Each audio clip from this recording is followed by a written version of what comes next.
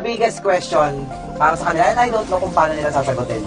Okay, the Monton. And I actually want, gusto kong makita ang magiging reply ni Monton mismo. Yes, oo. Kung paano nila i-explain yung sarili nila na kung bakit ganito ang naging desisyon nila sa buhay. Tingnan natin ang photos at mga screenshot na to, mga kaibigan. Okay, the question is, kung sinabi ng Monton or the reason is the Directly na rivalry. sinabi sa amin na Oo. because of rivalry. Rivalry. Walang Direct ibang naman. sinabi, walang ibang reason, rivalry. Directly rivalry. I Understandable. can provide screenshots pa kung Oo, na talagang ganun sinabi. talaga. Ito mainit at awan ko, magiging biggest question at kakala to after this podcast. Yes. Mga kaibigan, sa nominees na nakasama dito sa 32 players or kung ilan man yung players, kung ilan man yan.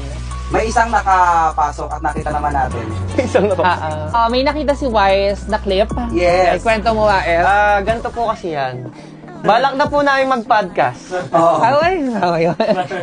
Nag-CR ako, syempre, umaano tayo, pupu. And habang pupupo tayo, syempre, kailangan nating mag-scroll Scroll down. Yes, And while scroll. scrolling, may nakita akong comment. Bakit si Ace? Kasi From- parang nag-aaway sila. Parang may basher doon, ayan, rivalry pa more, wala tuloy kayo. May reply doon, pero hindi siya napansin. Parang wala siyang walang nag-react doon. Ang comment niya, bakit si Ace kasali? Nasa 1x bet siya.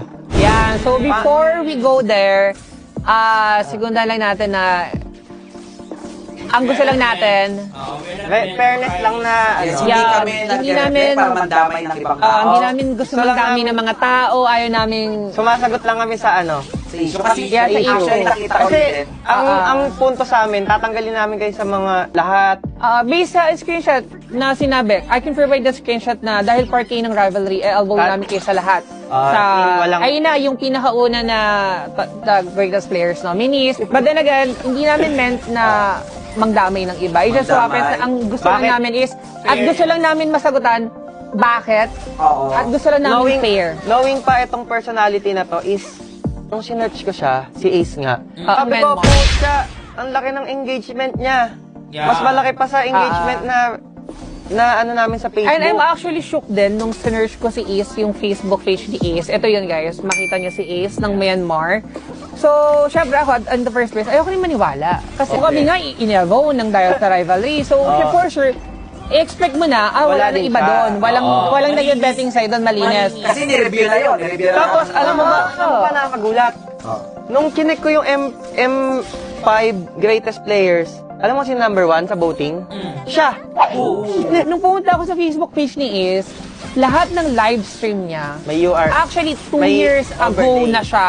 2 years, imagine Sabay, si so- Ace ang isa sa mga sobrang sikat na ML player sa Myanmar. One of the famous. Actually, siya ang pinaka-famous na ML player sa Myanmar.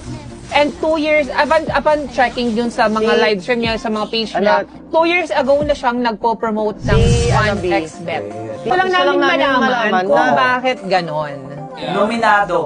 Oo, ang isang player nominated siya. ngayon na ituloy nyo na merong 1xbet. The big question is, Bakit? paano nangyari yun?